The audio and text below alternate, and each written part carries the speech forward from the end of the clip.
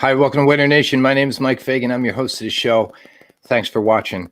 Today, my good friend from back home, Joe Caviston. Everybody knows that I've talked about 10 or 12 years ago. I owned a pool hall. I brought some shows in on the weekend, and Joe was promoting shows. That's when you were like a senior in college, Joe?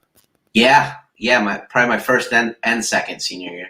And we together we brought in some names, at that little place in Mayfield, Pennsylvania. We And sure did. since then, you've really grown. So we'll get into that. But I know every we don't talk that much, but every couple of years we'll talk about that one show with I Am Avalanche and the lineup that was on that. Yeah, that was crazy.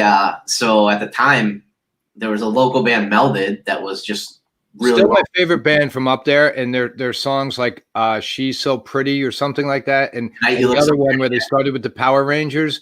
I still go on YouTube and listen to them like every 3 months. Yeah, and Ed's still doing amazing stuff. He just toured with Cold, actually, with his new band, but they were like the main support for that. Mm-hmm. And then the band that I managed, Dying Legend from Connecticut, was on there. But then you go down as like the underbilling, and it was like Title Fight, Tiger's Jaw, and the Menzingers like on that show, and it's like, wow, like now they're like three of the biggest bands in the country. So it's wild to think about that. The support that was on that show are all now bigger than I Am the Avalanche. Exactly, and I can remember I Am Avalanche. Their deal was $800. And it was something of the door, but I didn't get enough in the door. Like they got a piece over 200 or something like that, but I didn't get over 200 in the door. And when I paid them at the end, I was like, okay, so here's what the agent said to pay you. And he goes, oh, is that what it was? Okay. And I was like, you guys don't even know what you're getting paid. Yeah. I was honest. Like I gave the full count and everything like that. But yeah, those guys are great. Throughout the years, got to know Vinny, the lead singer, a little bit more. And, he was in another band called The Movie Life that was pre that, but bigger and really down to earth, Long Island like hardcore guys. So they're real laid back and easy to work with.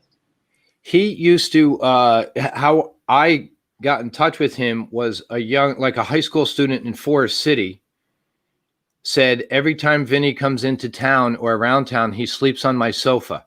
And he was like, you should get him in here. And I was like, okay. So well, I didn't have much experience with the shows or the bands. I think our biggest show was Big D and the Kids Table. Yes. Yeah. Yeah. And those guys, same thing.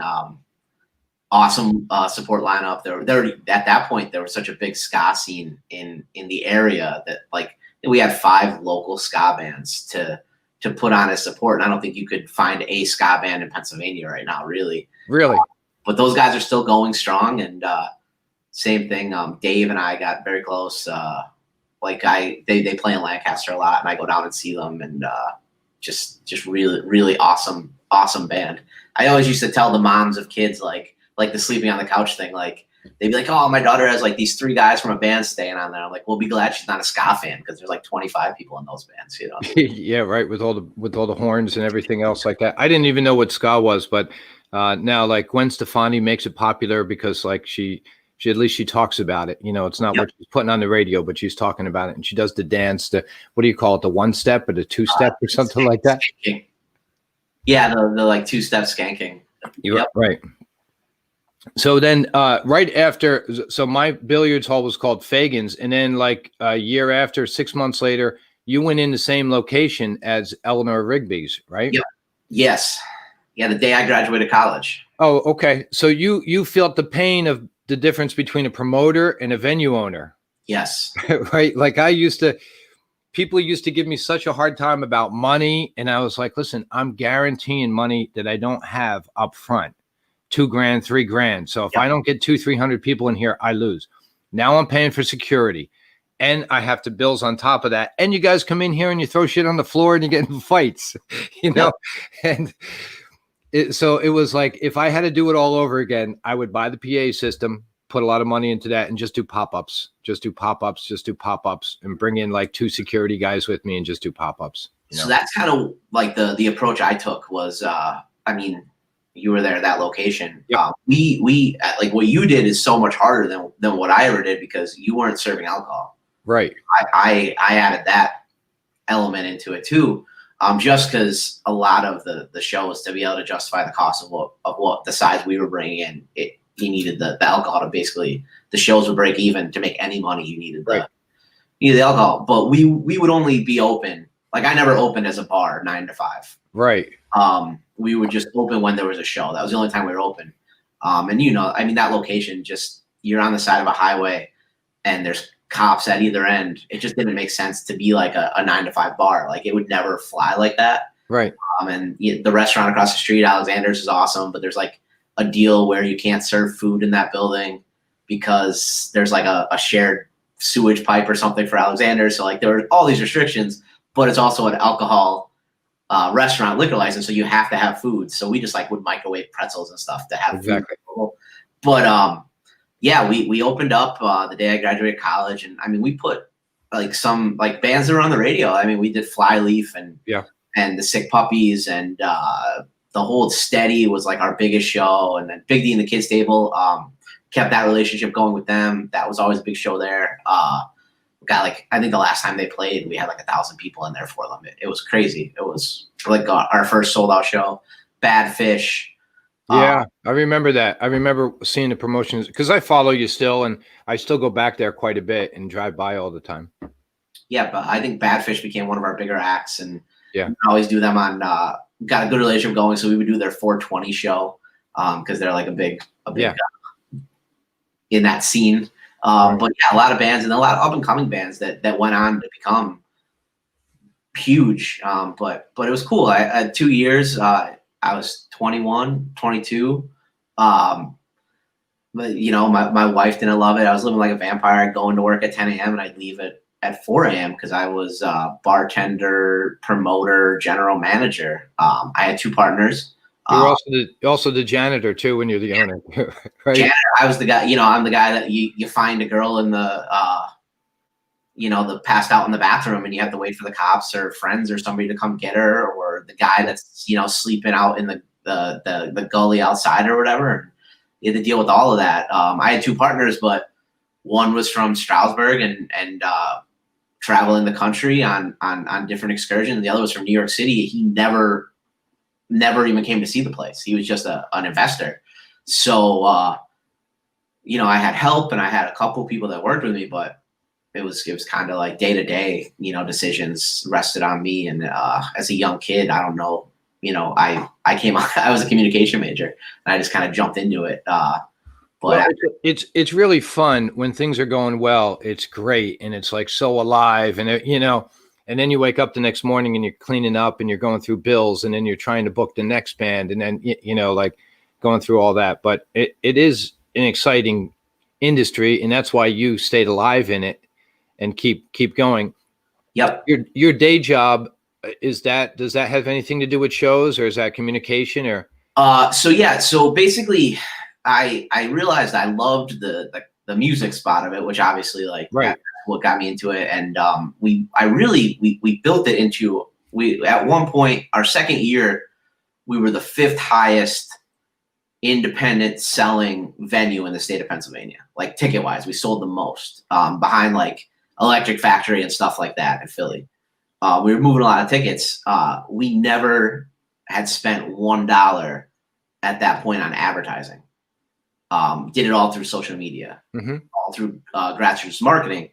And I realized I was pretty good at that. When I went to college, like Facebook, it didn't exist my freshman year. So like, it wasn't something I could major in college, but I figured it out.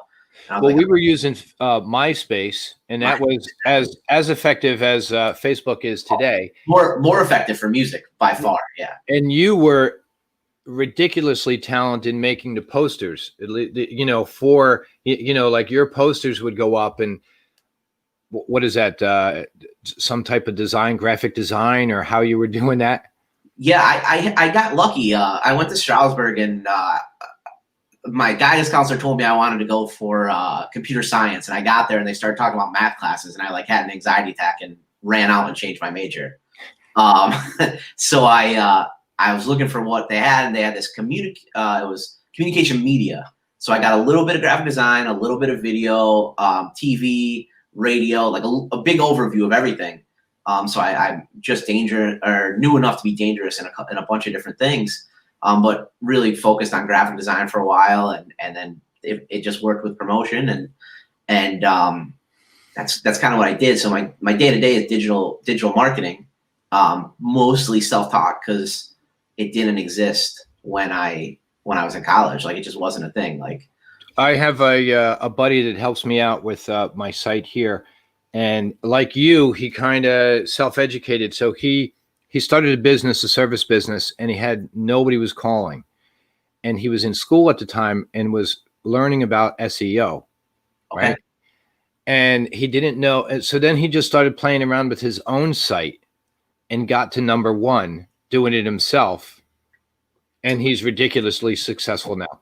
He has got it's a summer job where all his business is in the summer, and he's got like 90 jobs in a row, and then he takes like the rest of the year he can fool around and do his things. But he kind of fell into it, but he was smart enough to figure out SEO, and now he sells SEO to other people. Like, he sells his service, you know, to go out. So that digital marketing, do you get into that, or are you just about like, hey, let's get your name out there in a couple different ways? Yeah. So what I did was the venue, just music started changing. It really started going electronic to EDM. All my connections were in rock, and I didn't really understand that. But we were having to do it constantly. We were doing raves just to stay live because music taste was changing. So like, we would do like these DJs would come in it would start at 8 p.m. and go till 5 a.m. We'd shut the bar down at 1, but they would just like dance all night. Like, and I just didn't get it. I wasn't interested in it. I hated it. I started to really have a disdain for drunk people. Like, I realized I love music. I love promoting things. I love marketing. I hate drunk people. So my partners wanted to kind of move into a little bit different direction. They wanted to keep having the bands, but they wanted to be open day to day. And they wanted to have a pizza shop in there and do all these things. Right. And I was like, listen, like, the Windsor's around the corner. I'm from here. Like, I'm not trying to put my name on something like that. So I was able to exit in a good place when we were like all the way up top. And then I left, and they continued with the the concerts for what I had booked out, like my schedule, because you book 6 months in advance usually. Yep. And then I think the last band I had booked there was I don't even know at this point, but a big band, and that was like the last show they ever had. And then they tried to be a pizza shop for a while, and it closed a couple months later. And I took a job closer to my wife. She's from Central Pennsylvania, at a manufacturing company. They made those folding glass doors that a lot of them in Atlantic City down there. Yeah. The whole boardwalk, called Solar Innovations in Pine Grove. And crazy shift. I'm going to production and manufacturing, but in their marketing department. And everything I had learned from concert, I was able to promote these windows and doors because they're it's like a $10,000 door, front door. Right. Exactly. For a business or something. Yeah, How about exactly. this Scott Cronick? Hey, Scott, what's going on? He's a local radio host down here in Atlantic City. He's a food critic. I just did a video with him not too long ago. Good guy. But he's from DuPont. And he's talking about the pizza. Where every time we get together, we talk about pizza, potato pancakes, and pierogies from back home. I was just talking about potato pancakes yesterday. I love Central Pennsylvania. I love where I live now. I can't do the food is. I just can't. There's no Italian restaurants. There's no Italian people. I don't know what to do for. There's no. So a hoagie, they don't have rolls. They do everything out of pizza dough. Oh. So it's folded pizza dough for an Italian hoagie. It drives me nuts. I need a Steve and Irene's exactly hoagie. You walk into Steve and Irene's, you smell like onions the rest of the day. Your car smells like onions. You gotta can you come out and give it to me because I'm going to work now? Yep, exactly. You know it. But so I left there. I worked in manufacturing for a couple years in their marketing department, and then something opened up closer to home at a local college, and I jumped on it, and I loved it. It was great I was selling a product there, and it was it was interesting. I learned a lot, and everybody there's great. And but I wanted to like be excited about what I was like. If I'm going to market something and sell it, I want to believe in it, which I believe in the windows or whatever, but I don't really care. Sure. Yeah, but it's not your passion. Yeah, selling college, like I'm changing people's lives. Like the college I work at is a little bit different. You know, you get your 4-year degree in 3 years, or you can get a 2-year degree in a year and a half, because we go year round. And we're really you know, a lot of first time college students, first time in the family. And I'm getting a chance to like kind of be part of really changing the trajectory of an entire family's life, which I enjoy.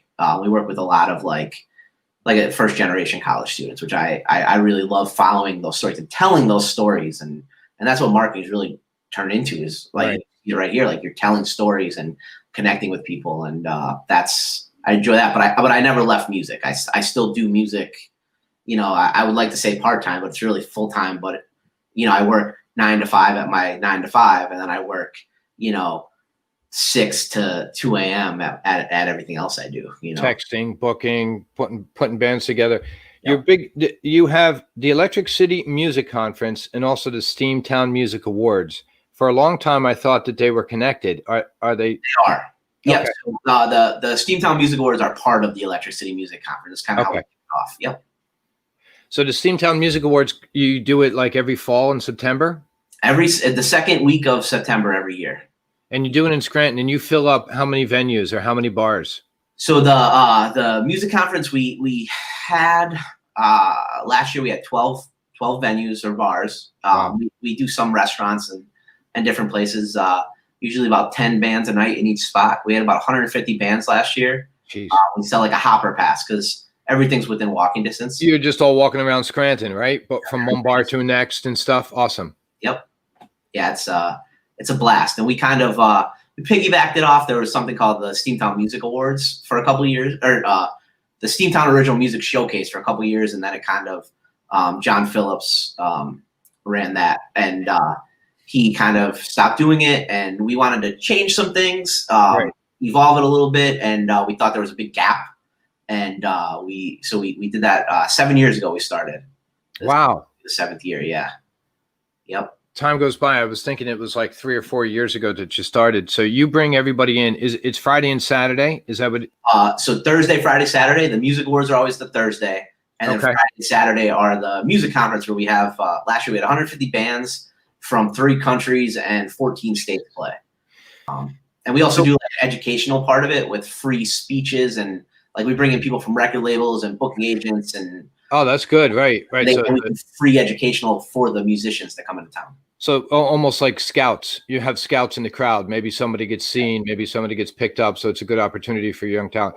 And you get a chance to talk to them face to face on that Saturday. We have like happy hours and meet and greets and stuff. Yeah, NEPA is rich with talent and bands, right? Like you can book every night of the week up there with up and comers, right? Yeah, per capita, like, and I attribute it to like we have that blue collar, like there's also a chip on everybody's shoulder. So like everybody wants to be the best. They want to do it, but I don't know what it is, like the talent in square mileage from Scranton to Wilkes-Barre, like and northern to Carbondale, but that whole valley stretch of the line, as we would call it, up and down the line.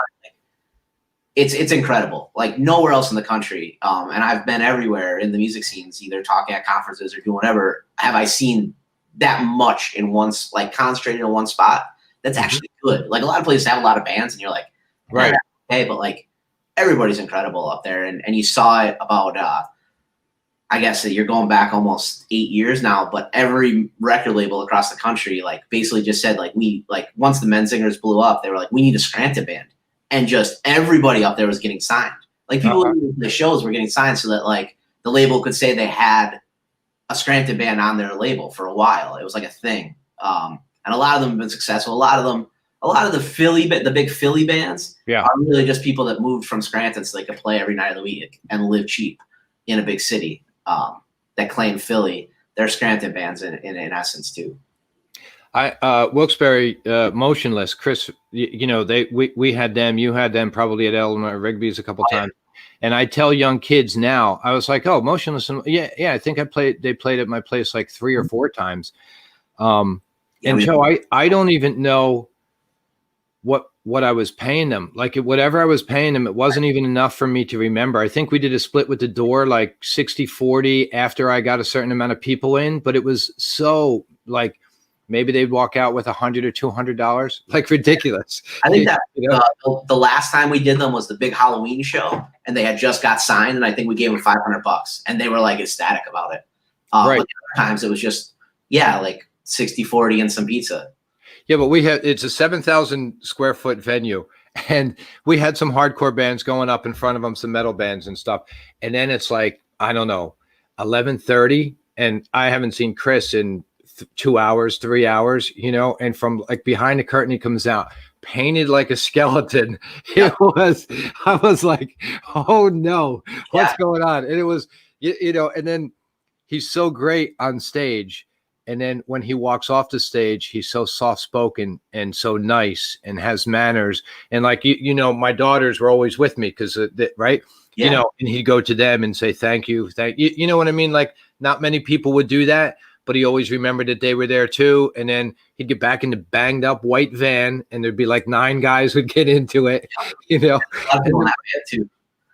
And then, so it's a crazy business, but those kind of stories, especially for you, lasting, like that's how you build the relationships. Like, remember when, and now what are they pulling up in like 2 buses and they got a road crew and they're one of the, in that genre. And they've even moved more like mainstream, like I'm not huge in genres, but like in that heavier music, they're big. They've toured with Alice Cooper and like big like main like household names, and they're becoming one themselves. They toured with Breaking Benjamin.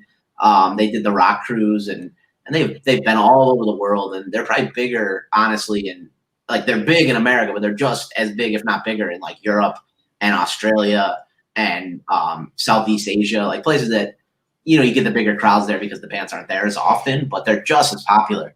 And those guys like have a cult following. And, I don't even know all the guys in the band anymore because they're right. Yeah, they change in and out a lot and stuff. But Chris is still there, and I always say like the one guy you can't really replace fully is a front man. Exactly. People are always gonna second guess it there, but they're huge, and I'm so happy for them. It's like you said, like they're this like aggressive, heavy band, but they're also like the sweetest dudes in the world. Right. I worked with Warped Tour a couple summers and stuff, and the last Warped Tour was a couple years ago when they hung it up and retired it, and Motionless was on the tour that year. They weren't a headliner, but they were one of the bigger bands, and they closed out the Scranton Warped Tour, and it was such a wild thing to see because nobody else played when they played. When normally there's like 5 stages going on. Yeah, 20,000 people in front of Motionless in White in their hometown. They brought Kevin Lehman, the owner of Warped Tour, out on stage with them and thanked them because like those guys like probably played Warped Tour more summers than they didn't. Right. Which is like unheard of. Like usually you want to like every 5 years get on Warped Tour. They were on it like consistently every year. And I remember looking at my wife. I brought my little brother who isn't like huge into music. He's like more of like a casual music fan. Right. His first live concert I took him to was a Warped Tour. And Motionless in White has a song called 570. And I looked at my wife. Shirt on today, brother. Yep. I looked at my wife, and it's a heavy, heavy, heavy song. And I remember looking at my wife. I was like, they play 570, like somebody's gonna die. Right. And they came out and they just went right into that, and like gave the like "We love you, Scranton," like this is all for you, blah, blah, blah. And like bodies just started flying. I looked at my little brother, and it was just pure terror. Like he never having like experienced that like mosh pit or anything. He just thought there was like a riot going on. He didn't know. Yeah. But well, as a venue owner, when you hear that dun dun dun dun dun, and the breakdown comes, you're like, security, you guys better be up because somebody's, as a venue owner, it's scary. As a participant or, to go to a show, it's like, this is fantastic. But yeah. When you're the venue owner, you're like, all right, like, am I going to have a business tomorrow? Like, explaining to the cops, like, what were they doing? Well, they were swinging punches around in a crowd. What were they doing? Yeah, they were kicking each other. What were they doing? when we had Rigby's, they had Drowning Pool there, and they had that big hit song "Let the Bodies Hit the Floor." Yeah. So when that happened, like a mosh pit broke out, and an older gentleman, like much older, like fell backwards and hit his head on a bottle. And, like I looked down, and it was like a halo of blood coming out of his head, and I was just like my whole life flashed from my eyes. I was like, it's over. Like this place is gone. like everything I have is gone. Like, you know, and he like was out cold. So like the ambulance came, and like they came in and they took him out on the stretcher. Drowning Pool wouldn't stop playing. I was just like, guys, like it's over. And they were like, no, we want to do an encore. I was like, what else do you have? Like, you right. Floor. One literally hit the floor, and like we don't need any more music. Like, here's your money. Thank you for a great show, but like, I need you to go. Like, there's a dead guy on the ground. He ended up being okay. And like we never had anybody get like seriously hurt, thankfully. But like at that time, like that heavy mosh music was like what we had to do to stay alive. No, those are the ones that sold the tickets. You could bring somebody else in for fun, and you might really enjoy it, but you had to put the mosh pit bands in, you know, twice a month just to pay the bills at that time. Yeah. I know. I used to always say that nobody ever fought at Fagan's except me, and I used to fight every night. You know, like it was like we became like when Fagan's and the same kids transferred into Rigby's. Like it became like a clubhouse for these kids that, you know, it was that punk rock, heavy metal, hardcore like crew that like that was their place, that was their safe place. And yes, and, you know, maybe there were kids that didn't fit in everywhere else or whatever. And I really like the bar was whatever. I never was into the bar part. I just had to do it. I was one of those kids that like, you know, I played sports and I had my friends and everything, but like on the weekends I would go to shows. Right. And, like when I started doing that changed my whole life, and it opened my eyes to like different people and different, you know, perspectives. And I credit like punk rock music and Cafe Metropolis to changing my entire life. Like that, like everything. It was like before that, it was like I go to football practice. I have my like my bro buddies, and I'm this guy that like that's what I do. And then I went there, and I was just like they're awesome, and they're still my friends to this day. But like it's like I have this whole other world that like isn't Carbondale, like small town like that.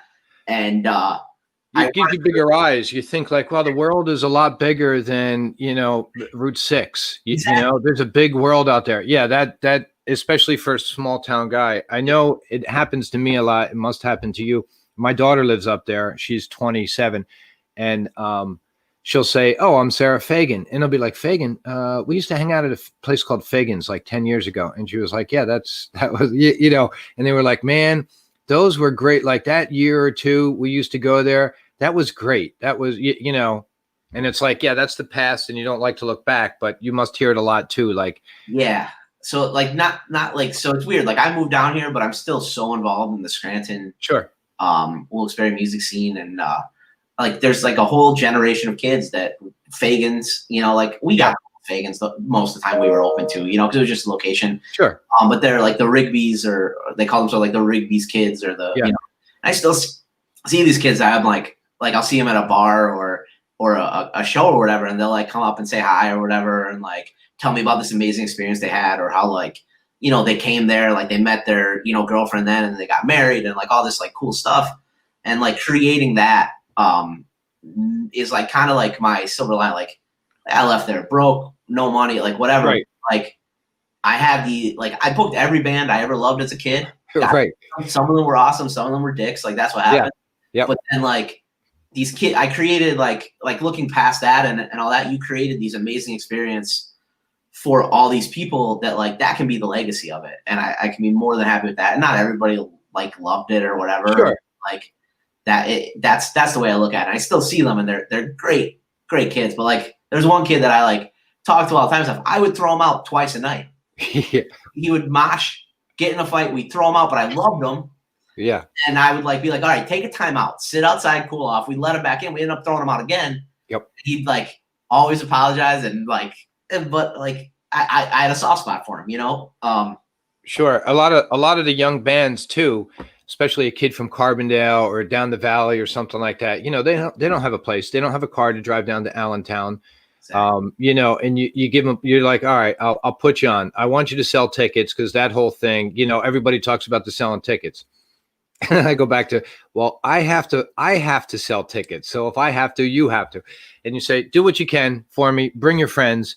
And then you put this kid up on stage for a couple of years, and, he grows emotionally, even if he doesn't follow that, and then he tells stories. I still see, people on Facebook, they'll have a picture of Eleanor Rigby's like way back a year ago.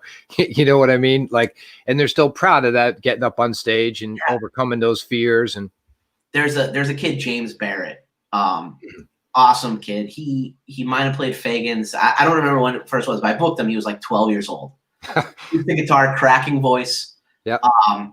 Now he's like opened 2 enormous shows for the Menzingers, and then like they did this United Together concert at the Wachovia Arena for like COVID relief. Mm-hmm. And Tiger's Jaw headlined it, and Lifer, which is Nick Coyle, who that whole Breaking Benjamin tie-in and everything. Right.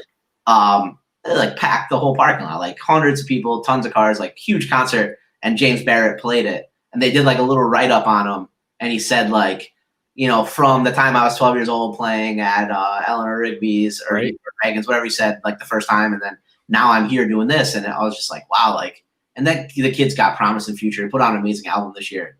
And that's really cool to see that. And it's like some of these kids, like, if you didn't have a place to play back then, like, maybe you didn't continue with music, because like, well, I have a guitar in my room, but if you never get out there and play, and that's why I always said, like, places like Cafe Metropolis and Fagan's and Rigby's and Test Pattern and all the little places that were around, like, there's a cycle, and they're not going to be a 20-year business, but they serve a purpose at that time, and they change lives. And the cool thing is that, like, bands need somewhere to be bad, and that's the openings.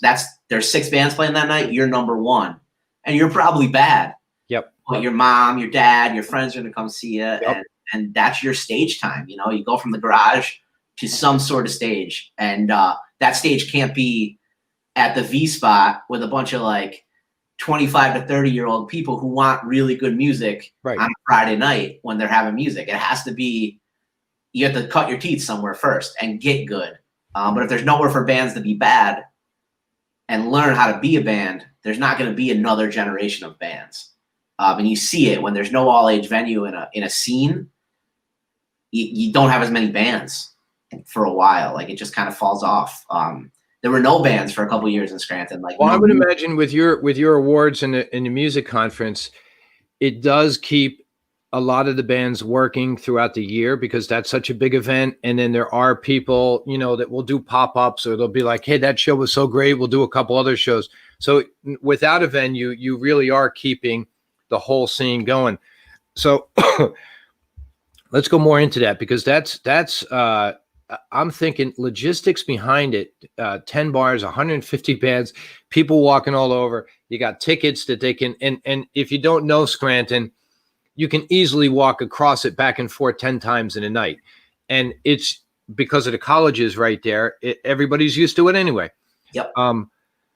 But behind the scenes, you gotta get with the city first off, right? And say, like, we're gonna have a couple thousand people walking around your city these nights. The city, and what's cool about Scranton, there's tons of arts organizations. There's tons of so there's also a fringe festival, which is like plays, kind of the same thing that we do, but with like actors and stuff. Right. And we don't make a profit, but we're a for-profit business. Right.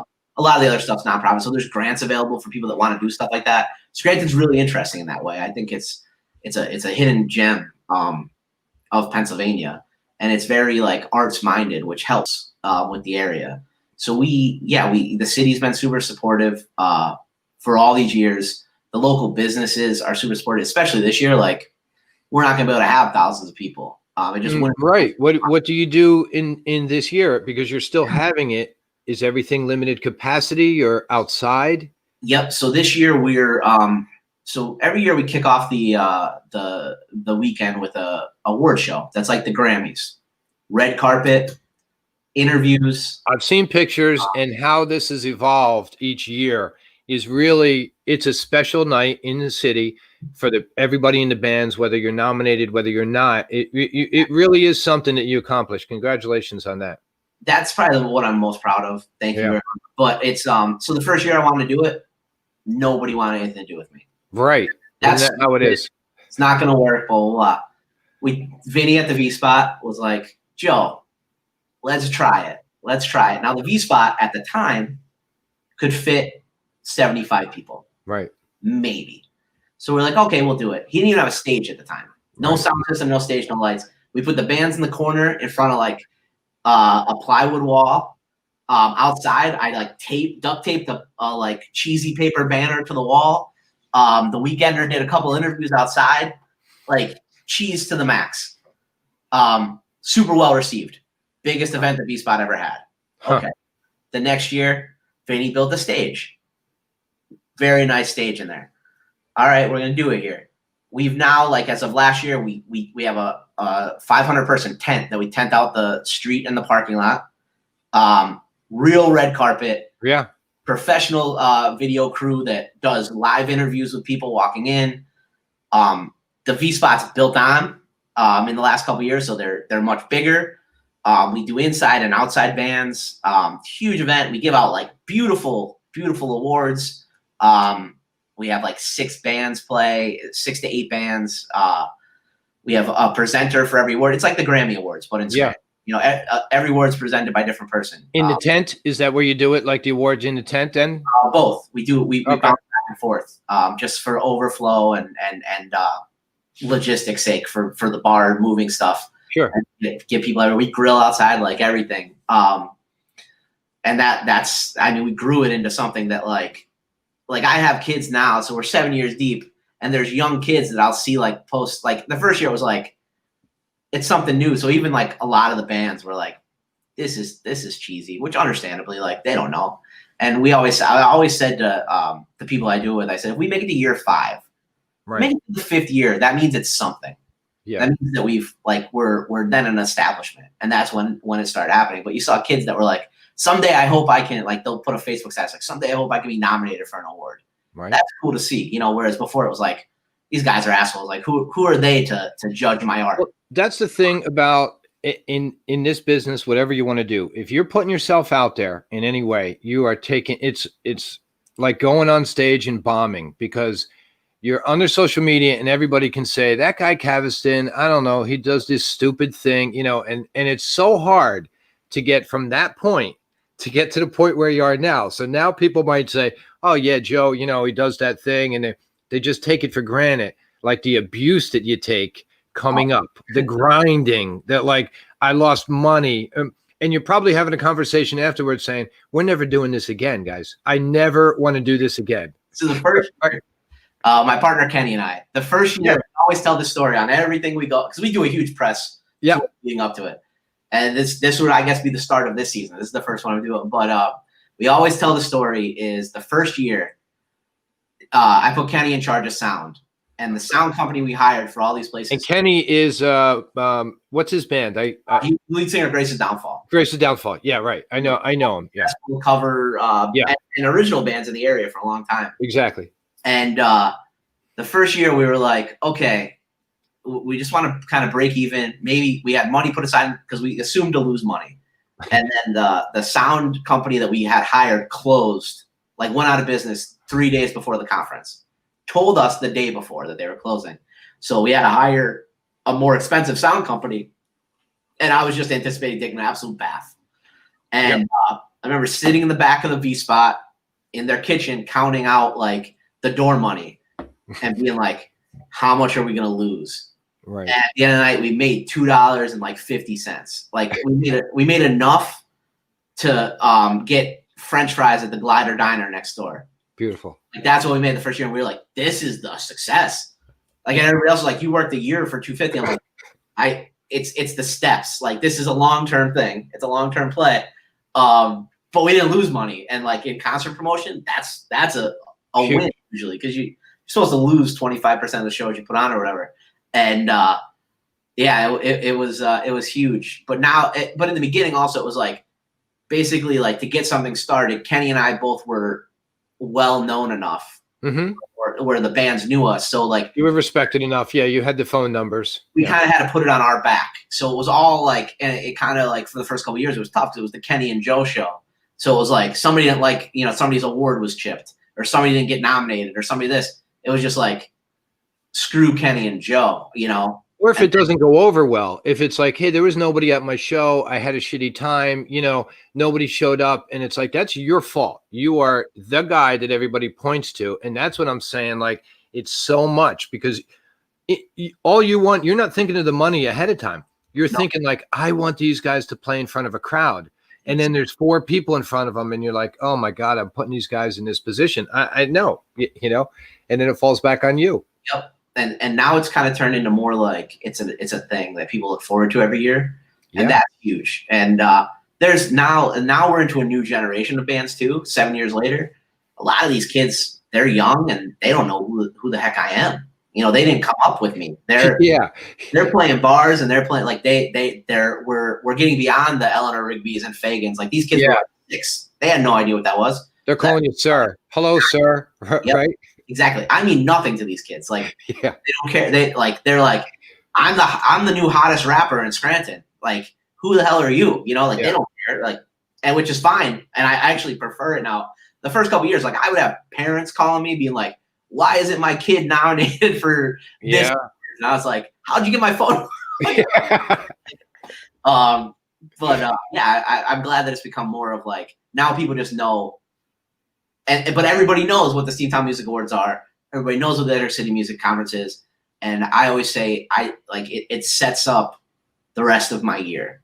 Exactly. Like whatever they do, however well it does or poorly it does, that's going to determine the rest of my year. Because I have 150 bands in downtown Scranton. Everybody's playing. Maybe there's bands that only play every 2 months. They're out there playing. They're part of it. Everybody, for the most part, even if they're like people who like maybe like I don't get along with normally, they're still part of it. They get the concept. Yes. We have this awesome weekend, and then for the next 3 months, especially after, there's such a buzz that even stuff I have nothing to do with, there's this buzz around Scranton and the music, and everybody's out playing extra. I don't book bands in bars like on purpose that they normally play. So if you play at the V Spot every weekend, you're not going to play there during the music conference. Right. You're going to play somewhere new so that Vinny has that weekend to see 20 new bands. And then you get your gigs because he's blown away by that person, or the Backyard Ale House, who rarely does music, but is the most biggest, like they have the biggest footprint and they're a college bar. Like they see bands that they never would have thought to book. And everybody gets these new gigs and they get their first time exposure to people. And then it's like, that's the whole purpose of it. Well, that helps you too when you call up somebody new and try to make a new relationship, and they say, well, who are you? And you can say, well, I do the Steamtown Music Awards. And then they say, okay, we have heard of that. And that's your credit too, to go on. So how does it happen this year? How does it happen next month? So we're going digital. Like I said, everybody said no to the Music Awards the first year. Yeah. And we have, 3 years in, we outgrew the V Spot. So we started adding the tents and everything. Yeah. Anywhere you could put people in Scranton has approached me for the Steamtown Music Awards since then and offered us our wildest dreams, to have that event. It's never leaving the V Spot. Okay. Ever. Until they kick us out. Right. That's it. Those guys have been amazing. So even this year, we're live streaming from the V Spot on their stage, professional crew. We're splitting the show over 3 nights. So we'll give out 1/3 of the awards Thursday and have 5 performances. The next third on Friday, 5 performances. The next third on Saturday. The rest of the performances and awards at the V Spot. Whatever the Pennsylvania guidelines be at that time. Right. That's how many people will be in the V Spot. And will you stream this on social media or on your own page, or? So, it'll be streamed from the Electric City Music Conference Facebook page, the Steamtown Music Awards Facebook page, the V Spot's Facebook page, Northeast PA Scene, which is a huge publication up there. Yep. They'll stream it from their Facebook page and our production companies. We'll also do it on YouTube and Twitch. So we'll stream it everywhere. It'll be available to everybody, no matter what your preferred platform is. And then if you want to get out early, there's going to be probably like 20 seats in the V spot, right, where you can also come and watch it. for $1,000 a ticket. Yeah, $5 a ticket still. Yeah, right. I know. Like I said, luckily, the local community, I was really up in the air what to do with it. Right. I was just gonna kind of sit down in front of a camera and like announce, the award winners, so that we kept the idea going. But like, I didn't want to take a bath on it, and I didn't want to like cheapen it to anybody. I wanted it to get its deserve. But we've had sponsors come out of the woodwork to support us, which has been amazing. We're super thankful to all of them. I would name them, but legitimately the list is so long that I just want to thank that entire community. We even have like one of our sponsors is a Facebook group. They just all crowdfunded money to buy a sponsorship, which is really awesome to see. So we're gonna keep it going. We're gonna live stream it, and we'll see how it goes. Talk to me. You manage 2 bands. What are the 2 you were telling me off air? Like you have. So I had like kind of the whole concept that started. Well, Kenny and I was a management program with a bunch of bands and acts and everything, and I've kind of, since having the baby and taking on some other projects, I've kind of whittled it down. I work with a rapper. It's kind of like rap metal. Okay. Lucas Hex. He was in a band, Aesthetic, a heavy band that used to play at Fagan's a lot. Okay. And then now he's really, he wears like a mask, like Slipknot, like it's just really different, like super different. But he's a really good rapper, and I work with him, and it's kind of a niche thing that we're really pushing and getting some traction on. And then I work with a band called the Boastfuls, which is like my focus, that's like my everything, like my babies. Right. Somebody went live on Facebook, their first gig they ever played. Probably, I think it was like 2 years ago to the month now. They were opening for Grace's Downfall, and Kenny like went live, and I like wrote in the status, I was like, when that kid gets off stage, have him call me, and I want to sign him to like everything. Right. And, they've gone through a couple iterations, but we have great branding down. They're in the studio now. We're gonna be working with some really great producers. Gonna have some really cool guest spots, videos planned. But we had to hit the brakes. They released their first single, Tequila, in January, and then we ramped up into February, and we're getting ready to go on a tour. Right. And had a bunch of like opening gigs like in Atlantic City for this band Dinosaur Pileup, a huge band from England. So they had like a bunch of spot dates with them as the direct support act, and they all got canceled. Everything just fell out from under us. So we kind of pulled back, recording an album, and just seeing what post-COVID looks like. The albums, and Lucas Hex and their album they're both slated to come out in January. So where do you think? How do you pivot? How does this industry? How do you survive? Over the next probably year. So me personally, I like I said, luckily I have something else to fall back on. Sure. But I'm very concerned for people who don't. I'm concerned for my friends who own bars, like first and foremost. I wholeheartedly believe in the disease, believe in social distancing, everything like that. I think some of the Pennsylvania specific regulations have gone a little bit extreme. Mm-hmm. I definitely feel bad for them with all that, and but I've seen people doing incredible stuff. Stage West, which is like the new big venue in Scranton. Steve's done incredible things. We're talking moving concerts to drive-ins and parking lots. He launched out of his business, so they had a really good restaurant. Launched 4 different online restaurants, like different, but he's all cooking out of one kitchen. So he has like Wings Plus and a juice bar and all of this delivery stuff.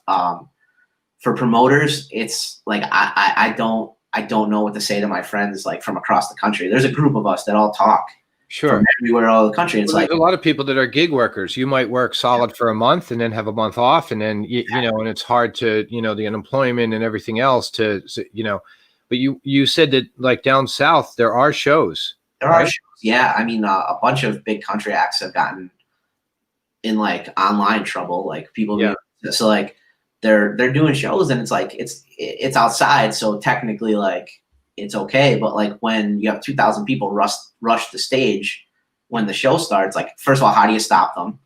And second of all, like what, like if one person has it, like everybody's in trouble. So like I personally have chosen to take a step back. Yeah. And you know, I'm just not doing any, like I refuse to put anybody in that position. But I also am in a position where like I don't judge anybody who's doing what they have to do to stay alive. Like Sure. I have to like be empathetic to them, and everybody's doing what they can. But like I won't be the first person back, but I won't be the last person back doing shows either. So like my concern is like it cost, as you know, it costs a lot to put a show on. Mm-hmm. So if I guarantee a band $1,000 that night, and that's like what they're worth and what they should be getting, technically 50% of the population is afraid to come out of their house. Right. So like really that band now is worth 500, even though they should bring out, Sure. say, if we're just throwing numbers, they should bring out 100 people. They're probably going to bring out 50. And that's not based on the band not being popular, not doing their job, not me not promoting enough. There's just going to be a period of time where people aren't going to go to large gatherings. And it's going to be probably about 50%, 40 to 50% of the population. So I don't have an answer for it because everything. Well, I think when it does come back, I think a lot of artists are going to be starving, and they're going to be willing to cut much better deals, or at least, all right, we'll take the door. You know, what can you live with? Can we get 30% of the door? You know, give us $200 for travel, and we'll take 30% of the door, and we'll both lose or we'll both win, one or the other.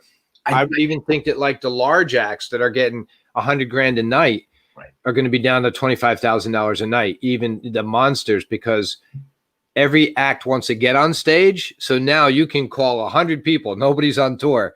Right. And everybody needs the money, and they want to get back out in front of the fans. So I think it'll take a while to build back up. I think once it comes back, it's going to come back like a fury. So like, I think like stuff that would usually be subpar that I would book, that I'm booking, like, so the agent's like, will you book this band? And I'm like, yeah, I'll book it as a favor. So you do something better the next time. It's going to do better than I ever expected. Like, I think people are going to be so starved once it's fully back. So I'm looking forward to that period of time. But there's going to be growing pains in it. I mean, I had every, like, like we're talking like, so January and February, my wife and I were like, everything is finally like taken off. Like, we were at that like position of like, so all of these like side hustles that I looped into one company and made work together, like, we're finally in that like this is life changing phase. Like I DJ emo nights where we just play emo music. Mm-hmm. Started as a joke 5 years ago and just did incredible, to the point where like we're doing like Lancaster to 800 people a night, 500 people in Scranton, wow, 600 people in Wilkes-Barre, and we were going on tour with like a major artist like as the opening act. Like those were doing great. I took on 2 contracts for 2 huge venues in Pennsylvania to do all of their marketing. One of them had multiple locations. I was doing all of their marketing. And then my band, the Boastfuls, was like the most booked act in like this side of the state. They were playing 5 nights a week, making great money. And like St. Patrick's Day, it all like went away. I had six DJ nights booked the next week in a row, like, and the Boastfuls had like a whole had that. They played St. Patrick's Day, or well, Parade Day, right? And then everything just shut off, and it was like, whoa. Like, luckily we banked the first couple months to like weather through it, but it was like, wow, like this is all gone. So like it luckily is something to fall back on, like I said, which I feel so bad for anybody that didn't have that. But I just feel for everybody, and I've tried to do as much as I can. Like I do some of the online podcast stuff. I make some videos, but whenever I do them, it's just an attempt to like highlight somebody else or get something else that somebody else is doing out there. Cause I feel this need to give back to a community that gave me so much exactly for so long. I think it's going to come back and we're going to get there. And I think when it does, that's, I keep telling everybody, like, silver lining is think of how good it's going to be when it gets back. The bands, they're playing acoustic gigs, like far away from people, like outside. And, you know, that's just, it's not what they want to be doing, but it's what they're doing to stay alive. and we're just trying. Like my DJ partner is like doing like live streams where people like donate $5 for a song they want to hear, stuff like that. Like it's been interesting to see how everybody has adapted and pivoted. Like I know a guy that just drives around to different neighborhoods in Northeast PA, a country artist, and he just plays in his flatbed. Right. I'm going to be in this neighborhood this weekend. I'm going to put a tip jar out and I'll play you live music requests. And he does that. And he's socially distanced and he's safe. Right. And the neighborhood, he'll be on this street at 6, this street at 7, and gets a couple more fans, gets his name out there. Yeah, you have to be inventive. You can't just sit inside for 6 months and then after 6 months come out and think like it's all back to normal. Well, yesterday I said something. I was like, man, like we've been locked up for 3 months, and my wife was like, it's been like almost 6, like and it's like I'm just losing track of time. So I work from home, so like I sit on this gray wall in front of this computer, and then normally like I would go to work and do that, and then come back and sit here. But now it's like I just sit here. Like I take the baby to my mother-in-law or whatever, and I sit here and work. You wake up early, it's dark. You walk out of your room, it's dark. You don't know if it's yesterday or this morning. Exactly. It's track of all time and place. Awesome. I enjoyed talking today, going back and talking about the news stories. I wish you good luck, and I congratulate on all the success that you have had. Thank you. I mean, like at the end of the day, like whenever I talk to anybody, I always attribute it back to Fagans. I mean, I was a 20-year-old kid who I think the first time I came to talk to you, I like brought a binder full of pictures of bands. Like that made any difference for anything. Like I like thought back and I'm like, I designed this like book with pictures of bands in them. Was like, hey, like I can book these bands. And it was like, I had no clue what I was doing, but we figured it out. And I mean, neither did I. But the one thing that I would tell anybody is that like, maybe we were too dumb because we were talking to bigger bands that had no business coming to Mayfield, but they did. And somehow we figured it out, and you have to have the courage to just ask. And I do it now all the time. I get rejected 20 times a week for people coming on this show. And then 2 or 3 people say yes. And I keep going. And that's like, you have to be willing to humiliate yourself in failure, right? Because how many times have you been like, you just walked out of a show and been like, oh my God, like that's on me that it was so bad, Well, I always tell the story. So when we had Rigby's, the biggest band we ever booked was Flyleaf. I mean, they have Grammys, they have everything. Yep. And Story of the Year was the support band. So it was a huge tour. Wow. They had played the arena the last time they came through the area. Like we booked them, and I only need it was such a great deal because they were just between dates. Yep. I only needed 600 people. Like 600 people is nothing for Flyleaf. Like that's nothing. Right. And we booked them. And it just we got like a tsunami rainstorm. Nobody came. Wow. I lost like 3 months of profit on something that was a sure shot.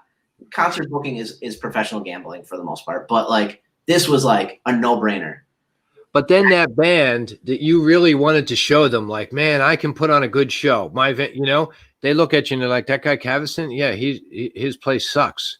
It's like, and everything that could have went wrong that night went wrong. The bus coming into the back end of that parking lot got stuck and was like teeter-tottering. Jeez. Like everything that could have went wrong, they hated the whole experience. But like I just did everything I could to then be good to them and do it. Like it was a complete failure on our end, but I learned more from that failure than I did from any success. And I got more concerts from just I agreed to pay them, I paid them. Yep. And then that agent, owed me for a long time, and just, I got a bunch of good shows from it. Yeah, that's what you got to do. You got to be willing to fail miserably, get back up and try it and just say, yeah, and hold your face. But I enjoyed it. Thanks so much for coming on today, Joe. Thank you. I appreciate it. All right. Take care. Thanks, Mike. Take care, Joe.